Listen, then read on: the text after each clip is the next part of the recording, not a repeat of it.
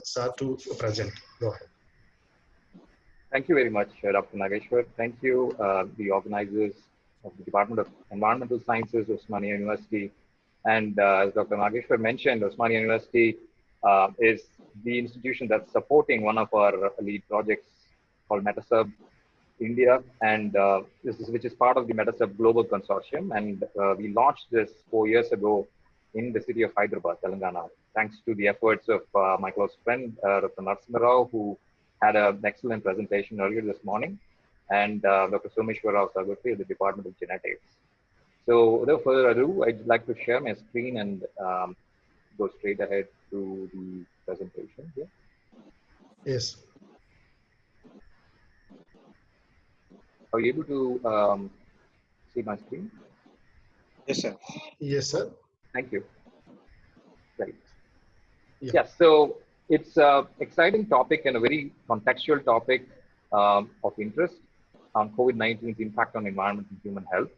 And I noted the topics from some of the other speakers on day one, very specifically the topic rendered by Dr. Abhi on the One Health framework. And that is something that holds huge relevance in the current times.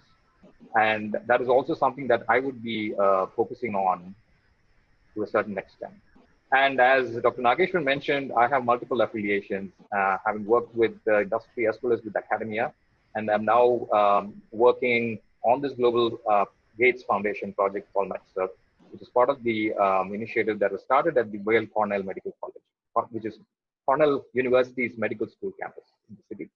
And I also advise a nonprofit called Small World Initiative, which is an effort to promote scientific curiosity among school students, to promote interest in life sciences, as well as more specifically on the challenges associated with antibiotic discovery, and to nurture their young minds from a very early age.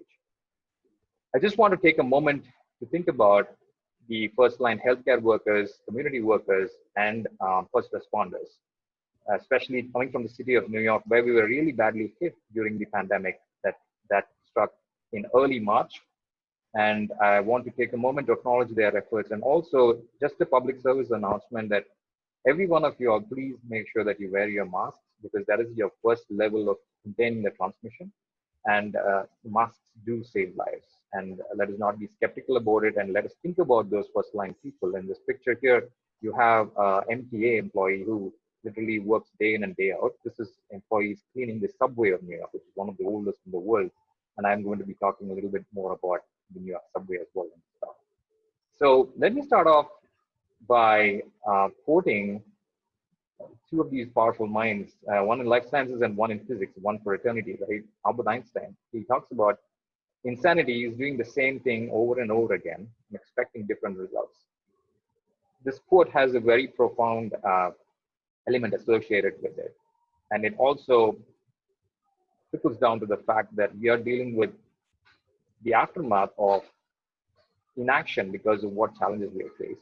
And at the same time, there's another message here, which is from Tom Cech, who is the Nobel Prize winner in chemistry, the one who discovered the ribozyme with the team. He says, stronger together in scientific research is a team effort. And more than ever, we as a global community need to be coming together to address the challenges associated with this pandemic, be it discovery of vaccines, be it other challenges that are involved with facing this calamity. I want to put up this infographic from a paper that came out in Science in 2015, where they listed out the human perturbations that have affected our planet Earth. And marked here in red are three critical categories. And we all know that climate change is something that's been discussed very widely, and it is also brought up by several other speakers.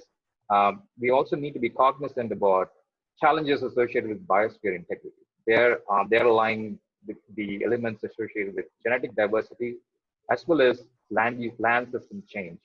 These are two key elements that go hand in hand, because habitat pressures caused by land system change or over accession of habitats that are not otherwise inhabitable can lead to loss of genetic diversity. When I talk about diversity loss, it also means diversity of these plants, diversity of these vegetation that will otherwise become feeding grounds for other animals, potentially animals that are in contention right now in the pandemic. And at the same time, you also have atmospheric aerosol loading, which is another category that comes into this particular realm. The reason I bring this up is this is an article that came up a couple of days ago on earth.org, where they talk about how rare earth mining has devastated the environments in China. The reason rare earth mining has become so widespread in areas such as Southeast Asia or Asia is primarily because the consumers are located in the Western Hemisphere, basically in the West. And they are these companies like Apple or Android companies that really want these very fine elements to build their semiconductor devices, because of which there's huge demand that's created. And there's been indiscriminate mining going on in these habitats that creates a habitat pressure and loss of diversity for specifically these animals that co-occur in these environments.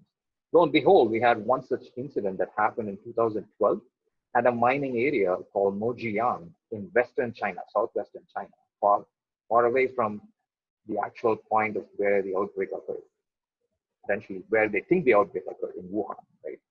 And this is essentially a displacement of habitat and lack of forage or lack of food or lack of access to these plants or trees that would otherwise be food source for the bats that are living in that area.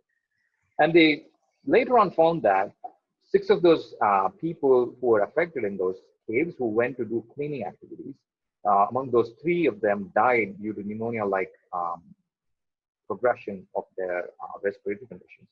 And 3 were very, very critically ill, and they were admitted in ICU. And they found that the strain that was derived from those people was called RABT-CoV/4991 at that time of the mine. And they found this one had 96.2% genome similarity with SARS-CoV-2.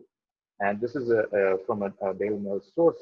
And this is also something in contention right now, where they think that there was something very similar to the strain that they found earlier. And also some of the major disease experts still feel that the original origin point was not Wuhan, but was elsewhere, spatially different from the location of current contention. The reason I bring that up is now when you're looking at this virus, there's been a lot of discussion over the last 2 days about the virus as such.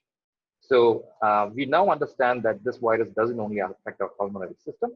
And there's this excellent review that came out in Nature Medicine from Columbia University, where they talk about the implications of this virus and where and all it can impact, starting with the neurological domain, the renal domain, hepatic domain, gastrointestinal domain, thromboembolism, cardiac, endocrine, dermatological. So besides the immune system, there are several host interactions that are modulating virulence characteristics of this strain that is making it more potent. And again, it challenges your immune system. And as Narasimha spoke about it, right? You have a drastic effect of immune overload, which leads to the cytokine storm, or you have a deficient response from the immune system, where you're again getting challenged and your process to recovery is going to be dragged on. But then there is this intermediate zone where you really need to be placed to be able to optimally recover from that condition. However, there are several other intermediary elements that could be associated with these recovery processes.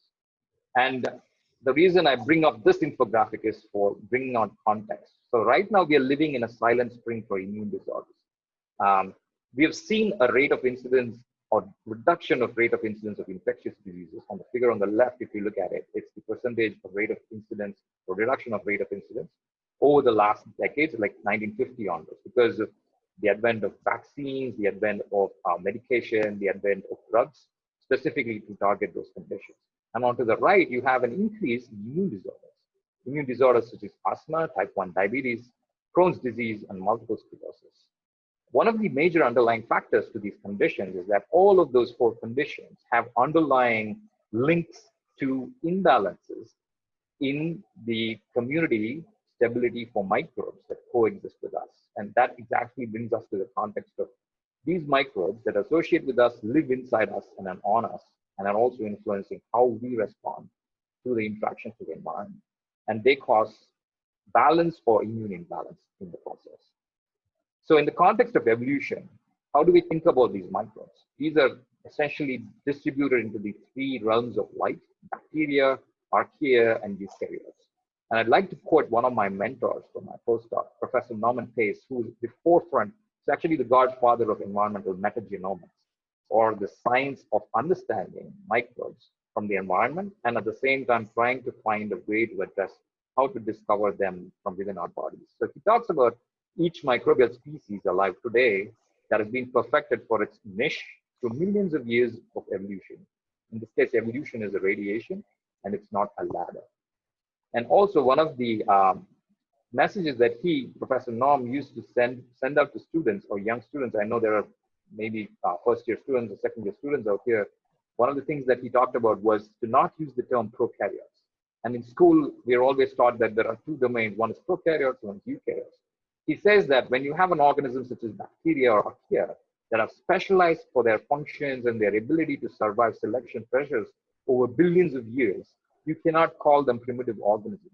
They are advanced organisms that have evolved, and they have superficial features, superlative features. So let's take a moment to not continue using the term prokaryotes. And since we think about these organisms that are coexisting in us, it also brings us to a point where we want to ask the question, are we humans the superorganism, or are we the most superlative organisms of all time, right? Which leads us to question, what exactly makes us human? Is this our human genes, or is this these microbes that interact with us and also coexist in us? It turns out that we are more microbial than ever before. And the number of human genes are very, very sparse in comparison to the number of microbial genes.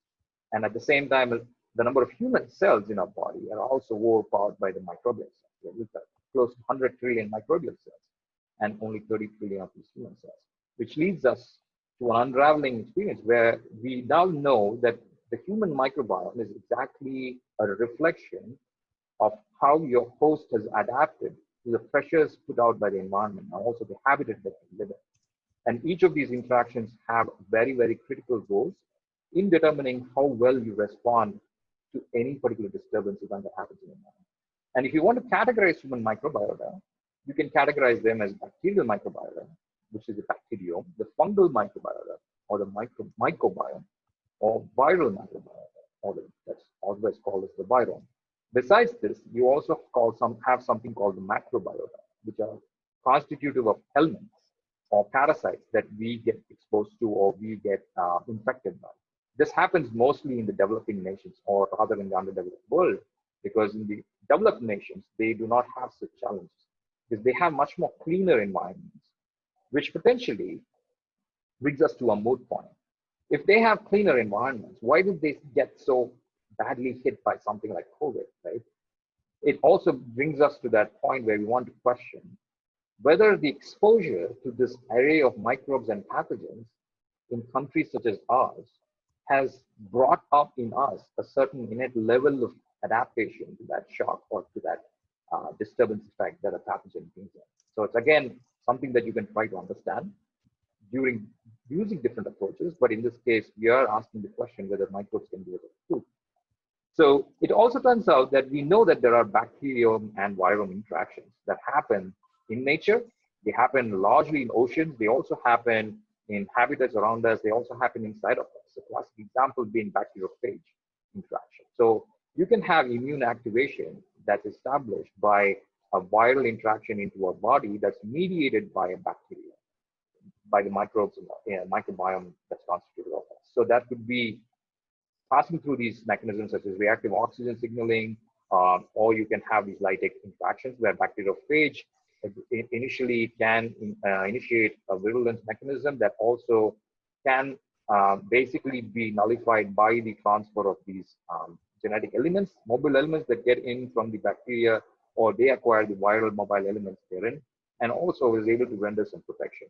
However, this is something that's largely understudied, but there's still a lot more work that needs to be done in this area. And right now, we don't understand much more about these microbes that are inside of us. And we are now helped by the advancement in technologies such as sequencing. And right now, we can think of sequences as molecular microscopes, very much the way Ant von Leeuwenhoek used that first time in the 1600s to examine cells in the bark of a tree. We have advancements in these machines that are now able to put out data more than ever before. So much so it's become miniaturized to the level of a handheld device like the Oxford Nanopore. That is something that's being used very recently in the International Space Station as well. And we can provide critical readouts from sequencing approaches, and that can be very considered in deriving options that we want to basically optimize for.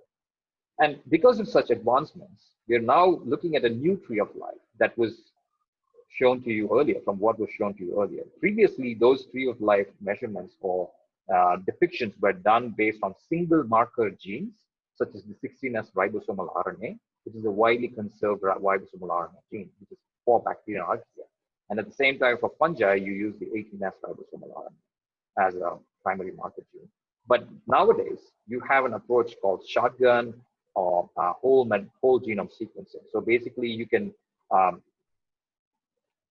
pitch through different pockets of the genome in the bacteria, and then you can look at each and every pocket where you're trying to amplify from and try to stitch those pockets together, which means it's a shotgun approach. It's exactly like shooting in the wall using a big shotgun. It creates holes, but then again, you can draw a line and then make these connections between those holes and try to see what are those holes looking like.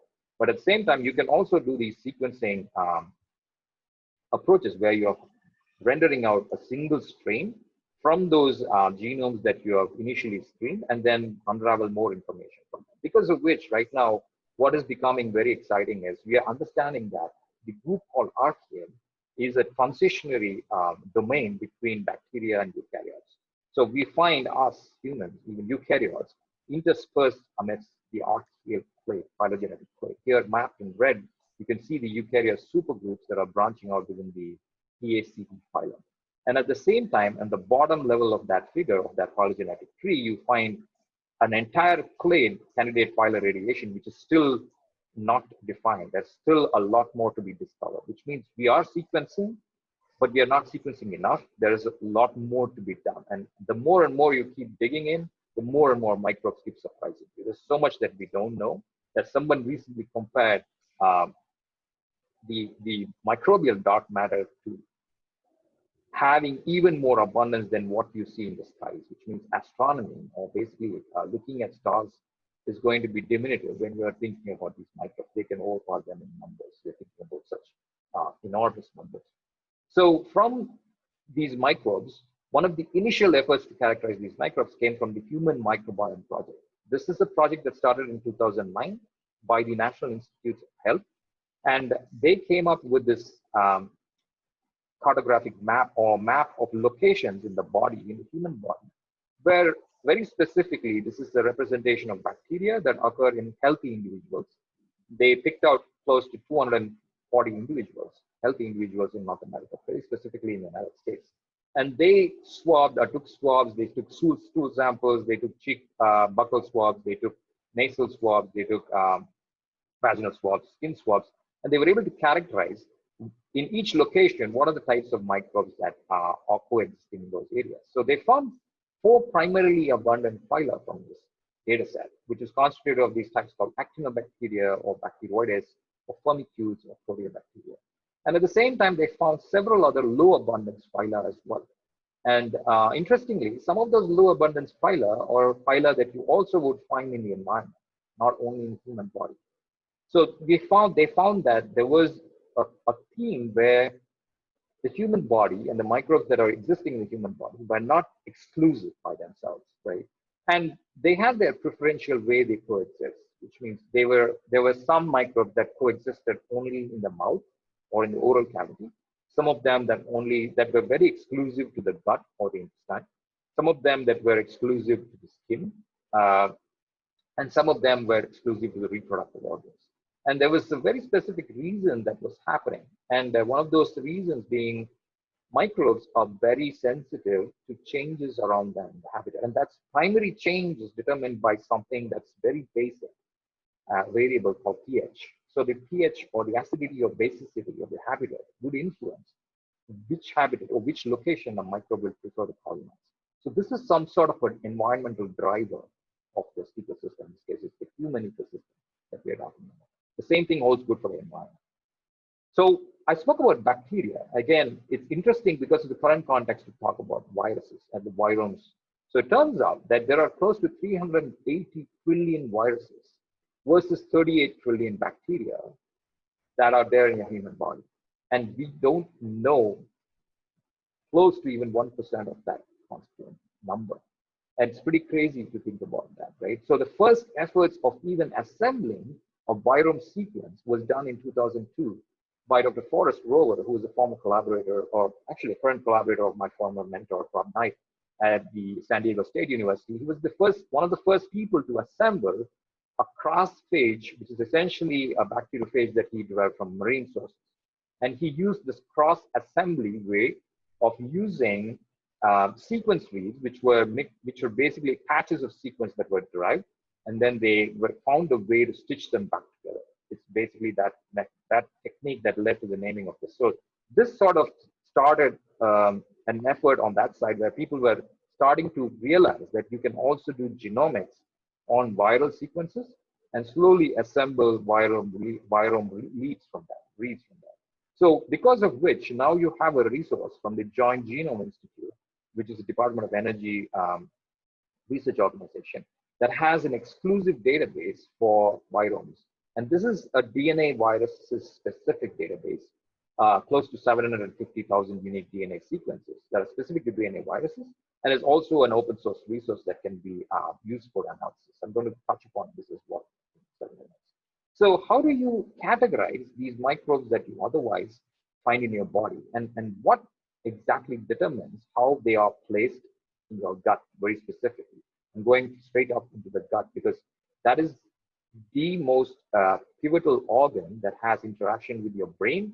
It actually influences your physiology. It also influences your immune response. So which is the reason they call it the second brain. And several other immune responses are mediated by interactions that happen in the gut.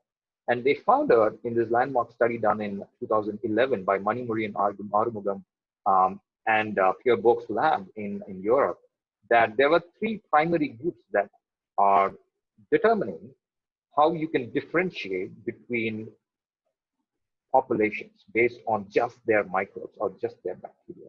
Turns out that you have groups that are dominant with this phyla called Prevotella, groups dominant with this phyla called Bacteroides, or Ruminococcus. And each of these groups are determined or shaped by their diets very specifically.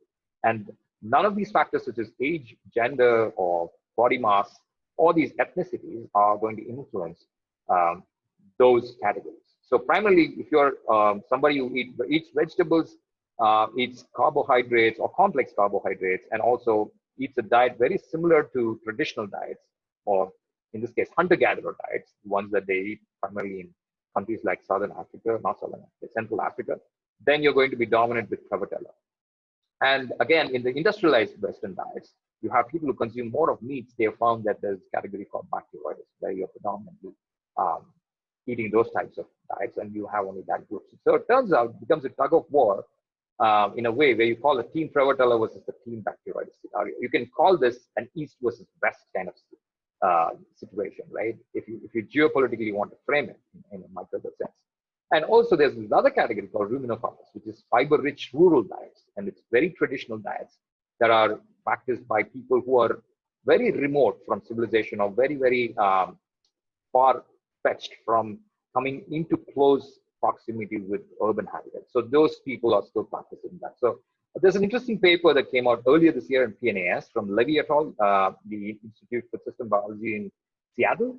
And this infographic actually came up in that paper. And one of my friends, Sean Gibbons, actually is one of the authors on that. He's faculty there. It's a pretty good read. Please be checking it out.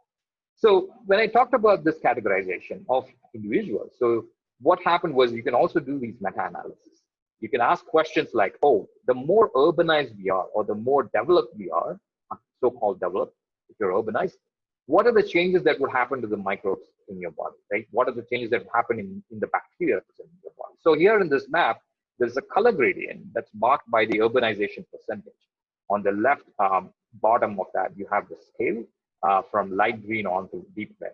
So in terms of urbanization percentage, our country, India, is roughly in that 25 to 50% category versus a country like the United States is high up in the 75 plus category, right? So if you look at these stratifications on this figure, you have gastrointestinal tract that's represented in pink, and then you have skin, then you have urinogenital tract in blue, and then the oral cavity in purple. This is the scale that is there on the bottom right of this figure.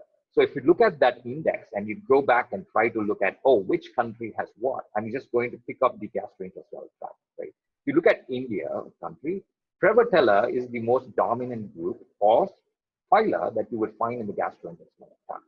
And at the same time, if I just go back straight up to the Western, like basically to the Western countries, and I look at USA, United States, the most predominant group there in the gut is firmicutes. That's on the top left corner of this image.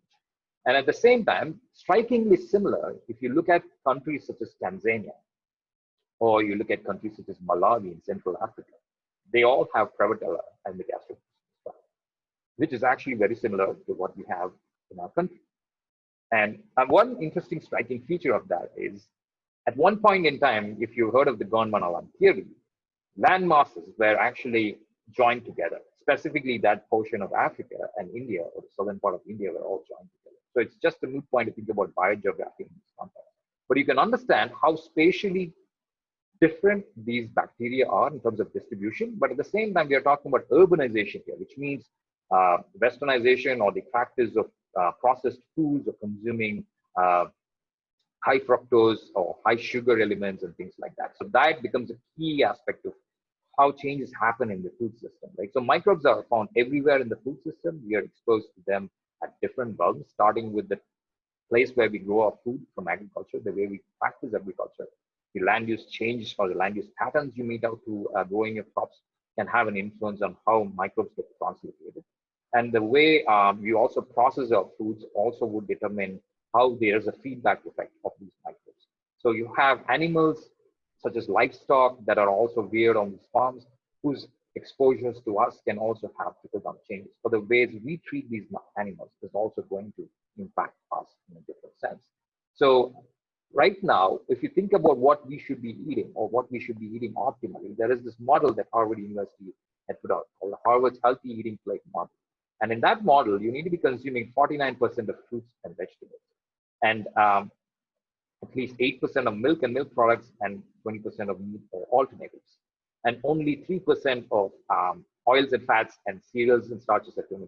But if you look at what is happening right now, you only have 11% of fruits and vegetables being produced. This is a statistic that's coming out of the FAO from 10 years ago. And there's a lot more of cereals and starches we're producing, 47%, and 16% of sugars, and also 11% of oils and fats. That is non-optimal for what we need to be having to maintain optimum metabolism. This is something that Sima talked about earlier this morning, but actually just wanted to put out a statistic there. The reason this is important to understand is because we as an entity, as a host, are influenced by the environment around us. Dr. Wabi mentioned that. The One Health framework, I'm just putting this out there in the framework of the human microbiome. Human microbiome is influenced by the environmental chemicals and diet that we feed into our systems.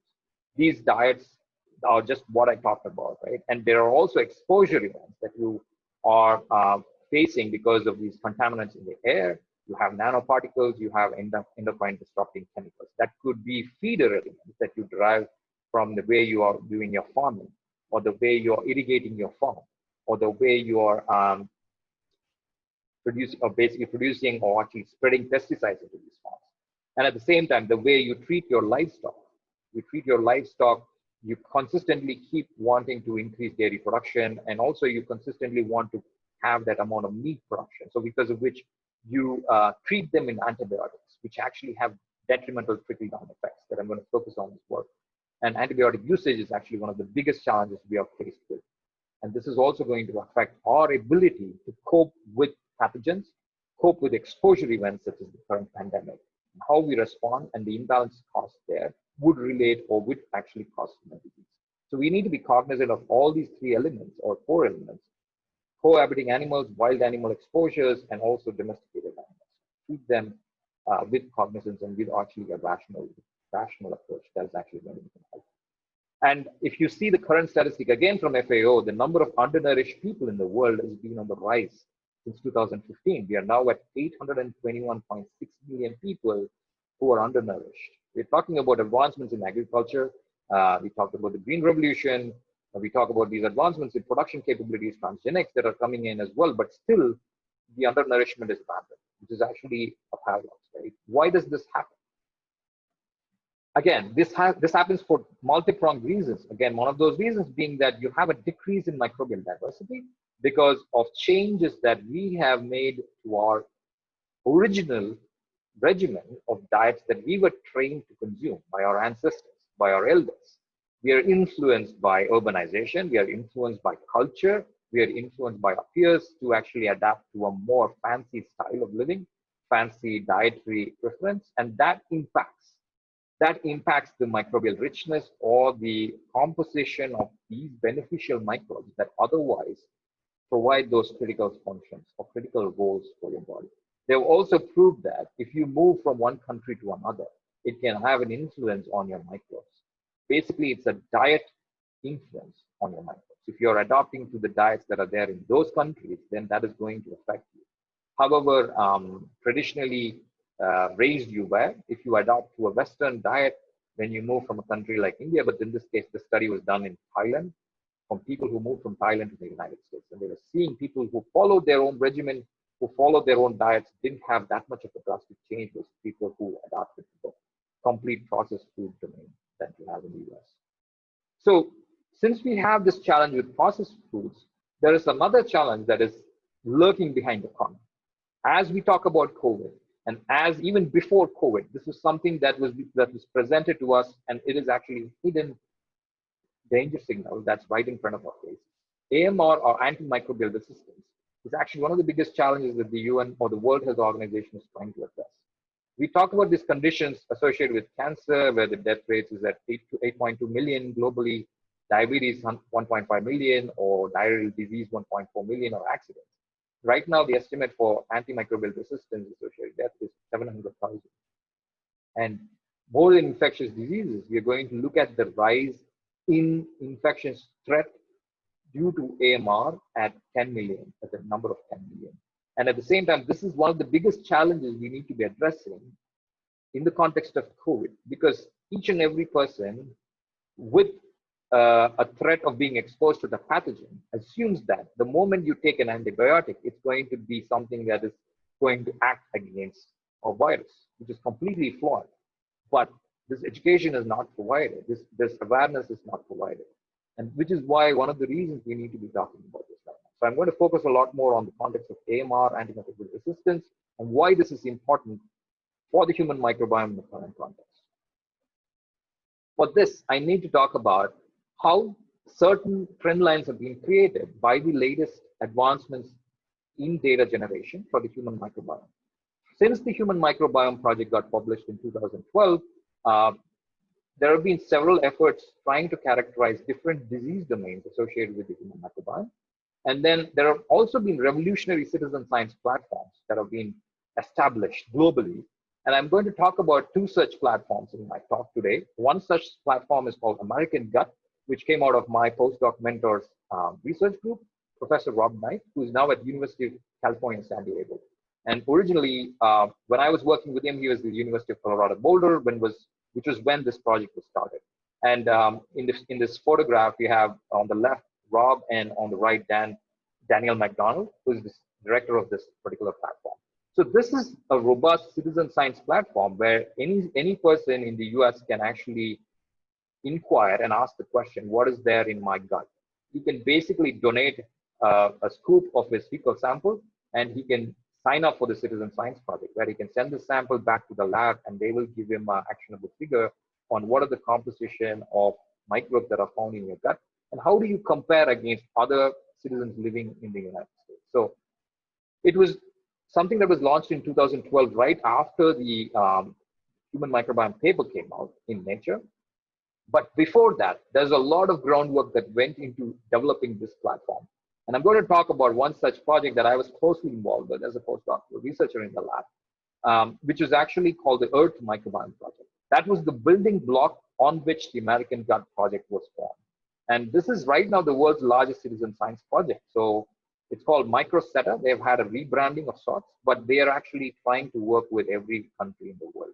So if you're interested in this, please take a look at it. And there could be ways you can establish synergies. So how did this come to be? How did the American Gut Project evolve by itself? Not without the efforts that we put in as a group of researchers, close to 500 plus scientists, to develop this platform called the Earth Microbiome Project. This is the first largest cohort of public access environmental microbiome data set. It was launched in 2010, in the end of 2010, and this project went on for 6 years before which it culminated into a Nature paper. This is an open source Nature paper. Luke Thompson headed this paper. I was a postdoc there. And we generated from 27,751 samples from around the world and 7 continents and 43 countries, data sets specific to 16S ribosomal RNA sequences. This was a concerted effort where each and every protocol was followed to the T, and standard operating protocols were followed to the T, and sequencing protocols were also followed, replicated across the globe. And the sequencing primers were also replicated. Everything was standardized and followed so that we could understand, based on samples that we get in the United States, or the samples that we get in Tanzania, or the samples that we get in Western Australia, what are the similarities, devoid of any batch effects. Or because if you have separate sequencing protocols being followed in different labs, you're going to have different types of artifacts that you would see, or irregularities in the results. So that was something that was avoided. And we also collected environmental metadata information, data information such as what is the pH of this habitat from which you characterize or collect those samples. Because pH is, as I pointed out, one of the most critical variables that influences how microbes colonize different environments. And when we launched this, the overarching goal was to understand what is there on this planet apart from human hosts, because we already have a resource called the Human Microbiome Project. But if you have to understand how humans, when they are in particular habitats, how they relate to the environment around them, you need to actually have information on the environment, which is why this was established. It is to be a global catalog for environmental microbes, and it is a public domain resource that students can use. It's called EMP. And one of the key takeaways from that study was we were examining samples from different sources, starting with animal surfaces, animal gut, animal secretions, the plant surface, plant rhizosphere, which is the region close to the plant root, rather the plant root close to the soil, and free living soil, and sediment, which is actually soil exposed to water, and surfaces, aerosols, which is actually very contextual right now. We also took air samples. Look at water samples, we look at hypersaline samples. So one of the key takeaways from this is, in this figure, what we are looking at is the between sample diversity, or differences or similarities between samples from what was collected from the Earth Microbiome Project. And on this figure, you have several of these dots that are representative of those 27,000 samples. At the same time, we are trying to plot the differences or similarities of those 16S ribosomal RNA sequences phylogenetically. So we are looking at the distance phylogenetically and how you would draw a line between each of these points based on their closeness or whether they're different from each other. And from that, you can see on the figure to the lower right, on the bottom pane, in red and in dark green, you have free living soil and plant rhizosphere, which are turning out to be one of the most diverse habitats on this planet. Which means the plant that you grow in your farm, which is having its region close to the root, has as much diversity as what you would find in a free living soil ecosystem if it is nurtured properly. That is actually your primordial resource for optimal production of good microbes, and you need to preserve those sources. And at the same time, if you look at animal surfaces, it's far-fetched and very, very different from what you would find in the soil, right? And you also find animal gut in dark brown, which is actually tangentially across that figure. So with regard to the abundances, we were able to infer that between host-associated habitats, ecosystems, and free-living ecosystems, plant rhizosphere has maximum amount of microbial abundance. Here on the y-axis, you have plotted the number of sequences for 16S ribosomal RNA. And comparatively in red from the non-saline area, you have soils that are free living but actually maintain the same amount of diversity, actually even more, but they are equal to each other. So this resource that was developed gave us the ability to provide visualizations. We were able to ask questions from habitats, or basically from continents, where you can understand, based on a biogeographical question, how soils from Western Australia would compare to soils that you would find in Eastern Alaska, back in the tundras, right? So those are habitats that are extremely cold, and in Australia, you have desert ecosystems. There are entirely variable pH regimens there, and how these areas are common to each other. Are there really any microbes that are common to them? So those are the kinds of questions that you could ask using this as a resource. So at the same time, when you have that resource from the environment, you can ask questions on, oh, if I find certain types of phyla that are not as much abundant in the human microbiota, but I still see them in the environment, what are the commonalities between the environment and humans in this case? So that is what they did in that American Gut Project paper, where they asked the question, if I take the EMP data set of 27,000 samples and overlay the American Gut Project data set, which was close to 15,000, 16,000 samples when this paper came out, what are the commonalities or what are the differences between each other? So you would think maximum amount of the human data, human gut microbes are going to be very, very different from the environment, right? But it's surprising to see that in this figure on the top left corner, you have, again, the same strategy, this difference or similarity or dissimilarity between the phylogenetic interrelatedness between these samples. You have an interspersed area where you have an overlap between environment and humans. And that same thing is represented in the bottom figure in B, is the phylogenetic tree for these samples, which is also overlapped by the human microbiome project sample. So in blue, you have American gut, which is host associated. In red, you have human microbiota samples. And in gray, you have the earth microbiome samples. So if you interestingly look at some of these microbes, like firmicutes, these classes like firmicutes, you have red, you have blue, and you have gray. And you also have these classes like verrucomicrobia, where you have gray and you have blue, and bacteroidetes, where you have gray and you have blue, and proteobacteria, where you have gray and you have blue. It's interesting these categorizations came up. And even one other category was fusobacterium, which is also in blue and in gray. So each of these phyla actually give us a signal, give us a short story as background. Because firmicutes is one of those groups, if you recall, the urbanization map also revealed in US that's something that's predominant. Firmicutes is one such phyla that's been associated with obesity. There have been studies done on the human microbiome where they have looked at specific biomarker groups, firmicutes, and they also have measured ratios comparatively with bacteroides, that being an inverse group. So when they found firmicutes in groups that was more abundant, they found there was more obesity in those set of individuals, which is actually interesting. And at the same time, there are groups such as fusobacteria, which are actually turning out to be biomarkers for conditions such as colon cancer or colorectal cancer. Not across all ethnicities, but in certain ethnicities, they have certainly showed that as a proof of concept. And also, if you look at certain classes like verrucomicrobia, this is very interesting because verrucomicrobia are phyla that give you a reflection of the health of soil in any farm or in any ecosystem. You can basically say, using the abundance of verrucomicrobia, whether my farm soil is healthy or not. And interestingly, you do pick up some signatures in the human gut as well. So it's key to understand that we are not a standalone system, microbially speaking. We host a signal that we are delivered from the environment. And at the same time, between an industrialized community and a traditional community, there are these biomarker groups that are very, very distinctly different. For instance, in industrialized, you have these phyla like Lachnospiraceae or Rickenellacea, which are never found in the hunter-gatherer populations. But at the same time, you have Prevotella that are there in the hunter-gatherers, which you don't find in the industrialized groups. And the same thing holds good for a remote farmer community as well. So you have Ruminobacter or Treponema, which is actually a category that you find in people who are exposed to parasites like helminths, but you don't find them in the industrialized versions of industry communities.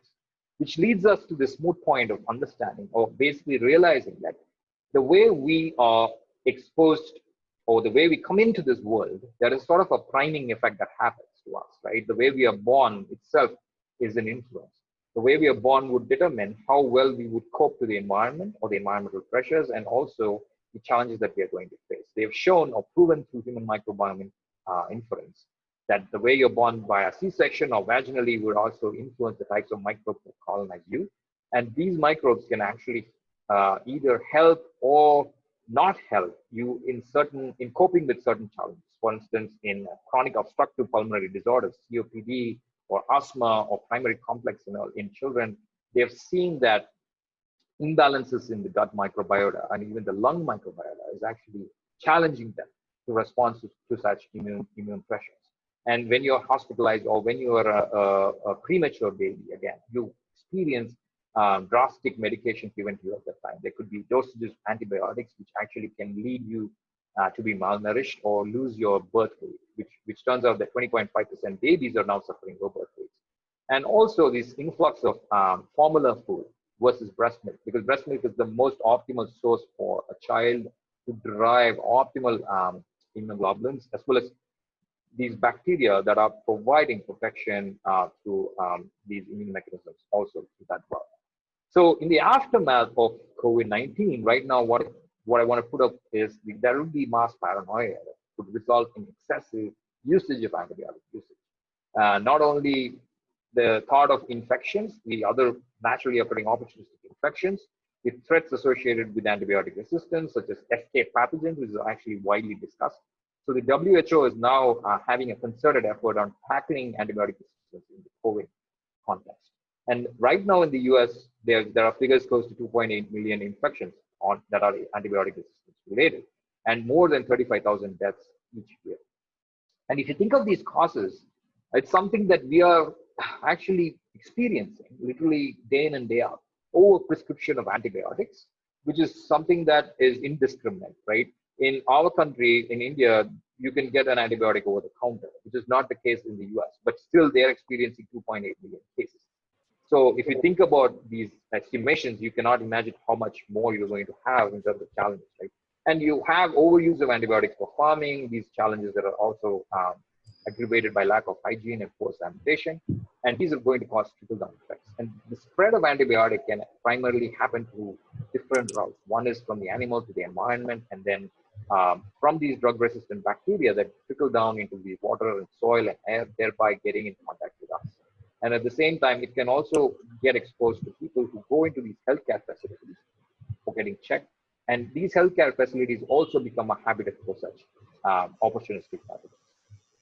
They're now talking about record numbers of these countries that are giving data that are very disturbing for AMR resistance.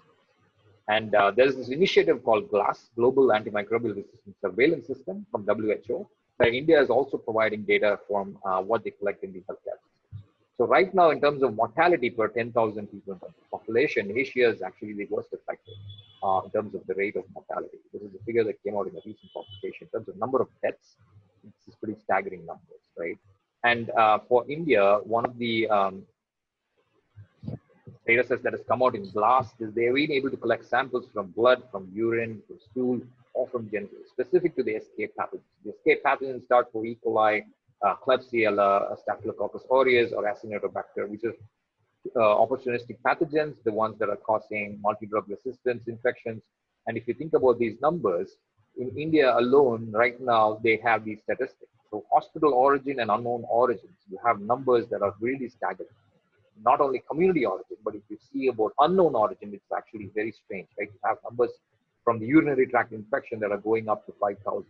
This is just numbers, statistics from 2 years ago. We don't know the actual numbers in this case. So how do you even think about tackling such challenges? Notwithstanding challenges that have surfaced from a decade ago, which happened in Delhi, where they reported this NDM1, basically the methylobetalactamase gene that they found, antibiotic resistance gene that they found in Delhi, which is novel, and it actually is detrimental because it confers resistance to these antibiotics. And thereby you will not be able to treat bacterial infections like that you would otherwise be able to treat with conventional drugs. So this study was done close to 2010-11, and they also found the same gene in soils as far north as Svalbard in northern Norway, close to the Arctic Circle. And they attributed the fact that this gene or this plasmid would have been transmitted by a wild, basically migratory birds that go from the south to the north and north to the south. It's staggering that they also looked at the presence of these NDM positive enterobacterial strains, which are largely thought of as being dominant in India or Pakistan or Serbia or Egypt or in Yemen. At the same time, later on, this is a review that came out a couple of years ago, but they also looked at the prevalence of the NDM1 plasmid, or basically this element that they found from the other parts of the environment, right? So the way this NDM was discovered was they collected sewage and drinking water samples from New Delhi, and this was pretty close to the 2010 Commonwealth Games time period. And that was when some of these samples were collected, and marked in that highlighted red is the portion where the Commonwealth Games village was. So several of these samples were collected, and if you look at this infographic that came out of the study on looking at these BLA NDM carrying plasmids in microbacteria, you find the distribution of these plasmids not only in the originally assumed countries, but you find them in nations such as New Zealand, Canada, Australia, South Africa, some of these countries like Scotland, UK, and countries that would otherwise be constituted of the Commonwealth group, which also means that the athletes who came to Delhi during that time may have been exposed to that, or it could be the other way around, where it could be potentially that superbug infection could have been brought into India at that time point. So it's kind of like a chicken and egg sort of challenge here to figure out. But how do you even answer questions like that, right? You cannot do that unless you have robust surveillance mechanisms. And surveillance mechanisms that can go further down into the level of data that can help unravel patterns associated with antimicrobial resistance, which is exactly what the project that we are involved with called MetaSub is trying to do, which is to stratify the genetics and epigenetics of antimicrobial resistance. This is stemmed from the efforts of Christopher Mason's group at Cornell University that started off as a citizen science project. Again, I'm mindful of the fact it was a citizen science project to start with, team effort, and a proof of concept work was done in the city of New York called PathoMap, where the original question was, oh, let's get on the subway of New York and understand what types of microbes you find in the trains.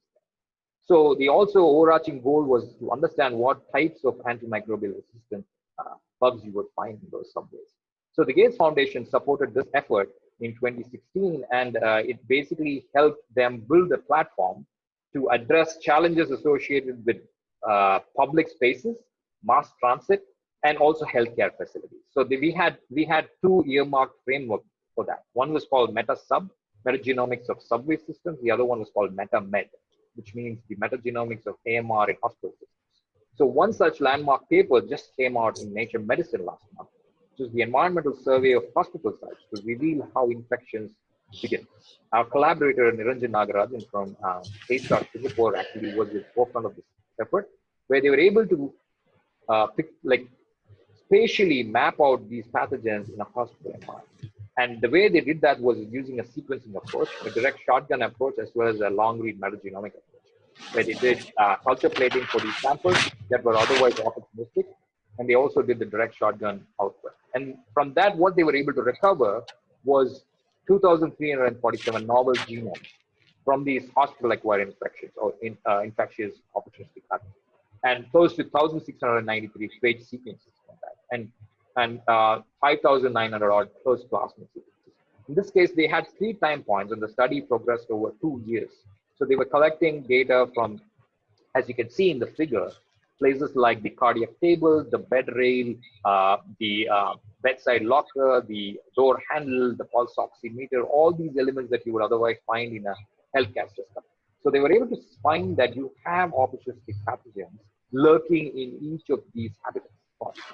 So each of these spots have specific pathogenic escape pathogens or other pathogens that are there.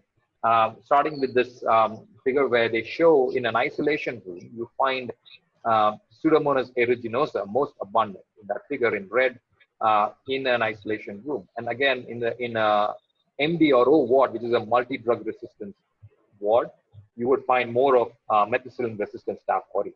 Or in the case of, again, the standard wards, you're not going to find as much as those represented, but you also have Klebsiella pneumonia, which is very rampant in these isolation wards as well. So in terms of the antibiotic selection, they were also doing a specific enrichment culture-based approach, where from the enrichment culture, they were able to select for specific classes of antibiotics. And despite the selection pressure, if there are organisms that are surviving through that, those were also taken into sequencing, because of which they were able to establish a specific role, ecological role, for each of these microbes in a hospital environment. If you look at the habitat like the sink trap or an aerator and compare it to the bed rail or the bedside locker, what are the types of these microbes and how spatially divergent they are? This is something that they were able to represent. And you look at these communities like Acinetobacter, Corynebacterium, are all opportunistic pathogen, whereas some of them that were far-fetched from them are the ones on the bottom half of this figure on the right. You have groups like Methylobacterium or Ralstonia, which are primarily nitrogen-fixing groups that you would otherwise not find in an environment like hospitals. You only find that in free living environments or in spaces that are outdoors. So these are the kinds of visualizations they were able to provide.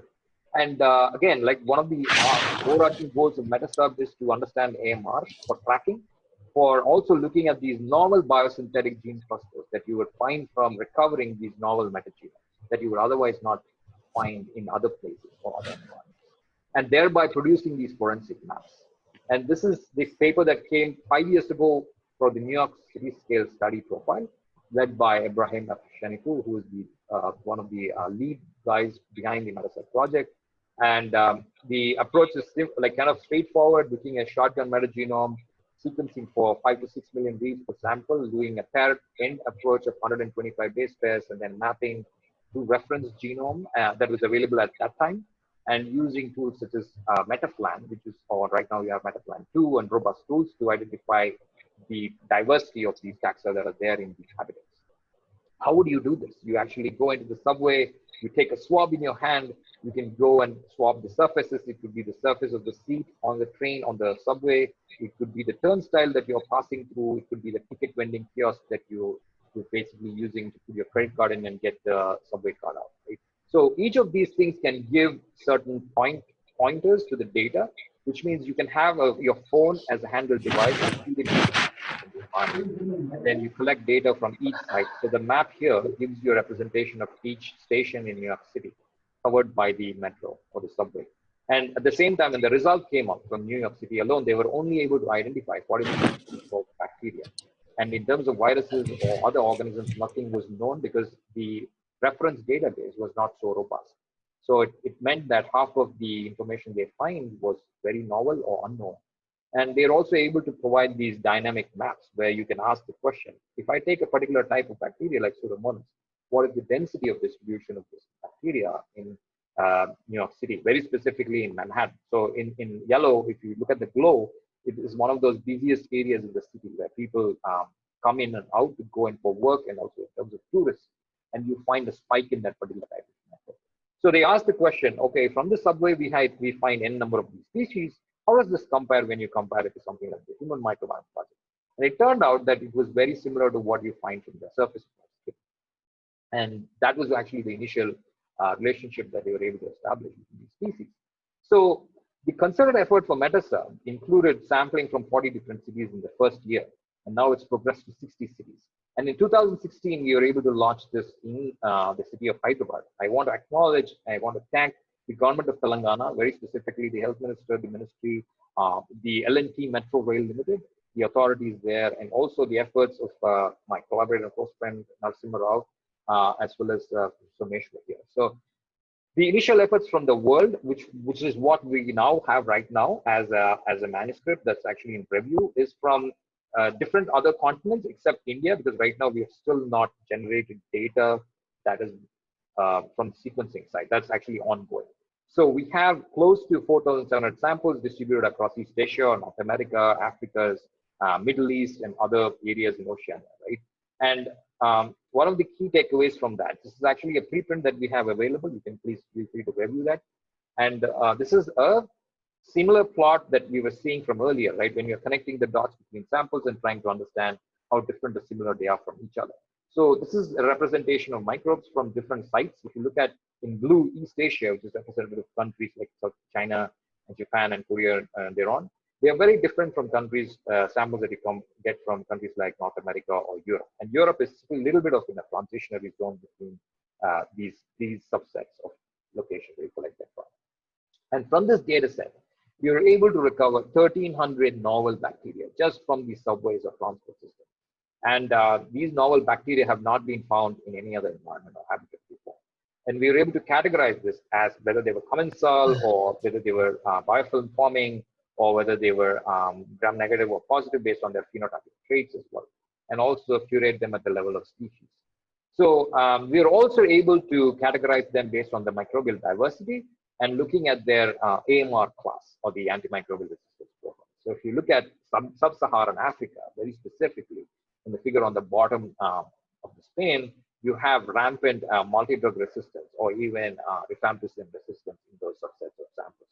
And a close follow-up, close behind sub-Saharan Africa, North America follows suit. Like you have a lot more multi-drug resistance that you see, but it's maximal in countries like Africa, which is actually unfortunate because they are the ones who are exposed to rampant use of antibiotics for livestock, or also rampant indiscriminate use of antibiotics because there is no regulation there.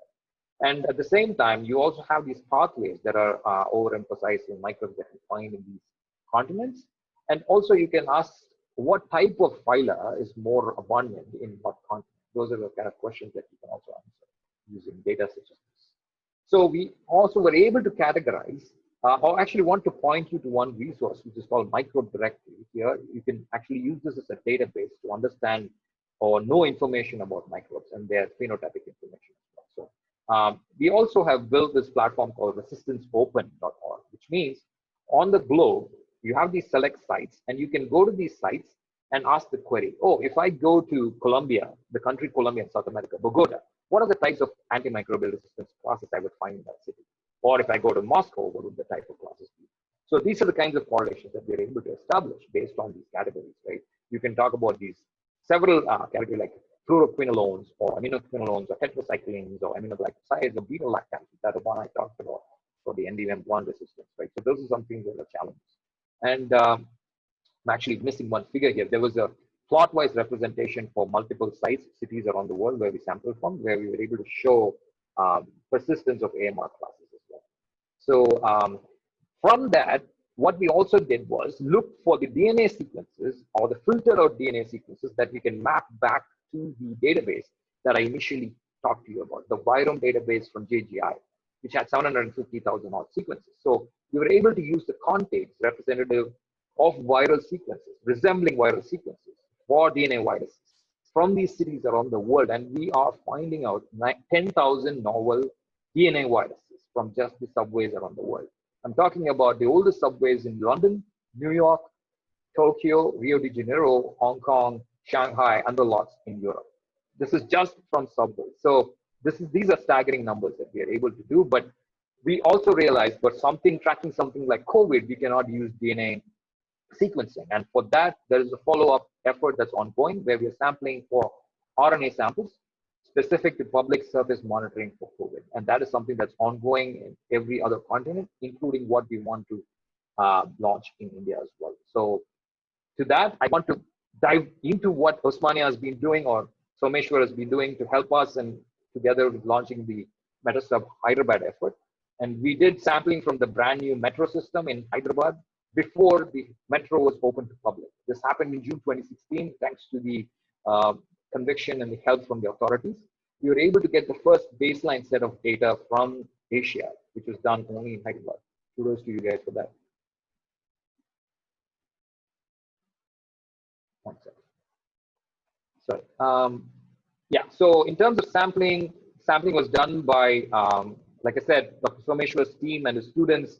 They braved the current lockdown. Actually, right now, we did manage to collect some samples during the current lockdown itself. And in terms of, this is actually acknowledging the team there and the efforts that have been coming out for that. This is some of the pictures that during the sampling that we done in 2016. This is collecting samples from these surfaces. You can see there's a barren empty train there. It looks like all shiny and new. And we were collecting swabs from these surfaces. I also collected comparative swabs from the MMTA system as well. And acknowledging the efforts of Dr. Lakshman Kumar here. This is some of these train stations where we collected from on the Nagole to Metugoda segment. And you can see Narsimha here in this picture, also helping us with the swabbing process. And what is this timeline here?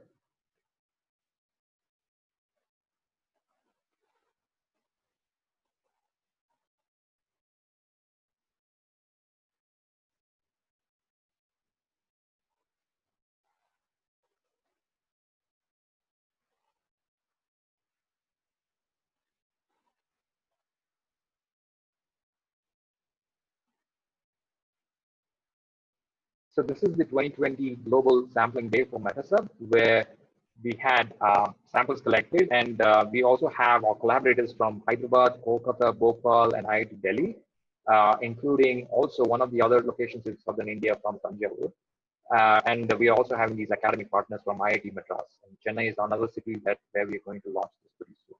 We're working for the authorities to help us with this. Also, in terms of looking ahead, I talked about the challenge associated with AMR.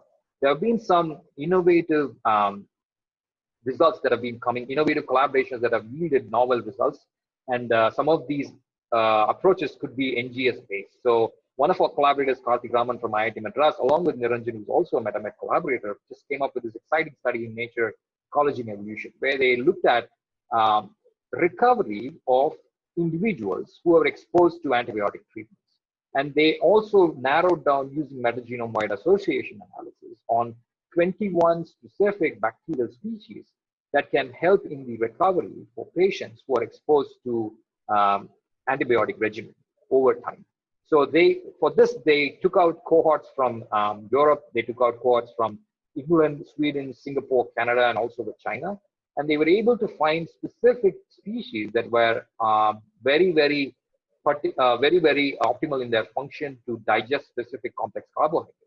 And they were also able to portray that even at the level of alpha diversity, which means within sample diversity, some of these species were able to recover in terms of their numbers. Because whenever you take an antibiotic, a beneficial microbe that's in your gut will reduce in its abundance. And it needs time, and it needs a lot more time for it to recover and come back to that baseline value. But in this case, they were able to show that these species were recovering faster than ever. This is the first time this has been shown. It is an excellent proof of concept, and it can be extended over several other ethnicities. It's only a matter of time before this becomes conservative. And also, they were showing that between the controls or the recoverers for post-treatment or the non-recoverers, there is a divergence in terms of the species where it's fought. And they did functional analysis for these microbes that are recovering. And they also found in blue, the recovery-assisted bacteria species were more persistent in the number of carbohydrate-associated enzymes that they are able to enrich for. The more the number of KZs or carbohydrate-associated enzyme functions help the bacteria digest or process those complex carbohydrates that you otherwise would not be able to process. And mind you, you derive a lot more nutrition from these complex carbohydrates or fiber-rich ingredients that you consume.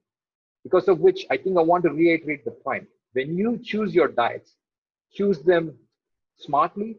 And as Narasimha pointed out, actually, on very specific ingredients that you want to take and consume, as much as possible, avoid consuming processed foods and sugars. So challenge your microbes because they are resilient, they have evolved through time, they have evolved with specific traits to be able to process with complex dietary ingredients. And they are there for a reason, and learn to nurture them. I want to take this moment to acknowledge people who matter the most. Chris Mason's group, the Medicine Consortium, global collaborators all over, sponsors, people who are collaborating with us from Medicine India and Medicine Global, funding agencies, Bill and Melinda Gates Foundation, Hyderabad Metro, the nonprofits, people we talked about, and the people who matter the most, the people who have influenced my life, my career, starting with Professor Rob Knight. I wouldn't have come to the microbiome but for him, and I owe it to him for being part of the Earth Microbiome Consortium, the several initiatives. Christopher Mason from Metaserve, Mark Fernandez, my mentor, Professor Norman Pace, Professor M.S. Swaminathan, who basically built this institution where we were able to get nurtured and trained during our PhD days. My PhD advisor, Dr. Jane Hariharan, the Executive Director of Mrs. Startup, Rick Poparasso, who is the huge lead on Shine, as well as one of the leads on EMP, my collaborators from USDA, from the Global Consortium. I want to thank you for your time. I'm happy to take questions. You can feel free to reach me at this email. And also I want to say, let's rise up and help India fight COVID and antimicrobial resistance. That's a challenge lurking behind COVID. It's Omni.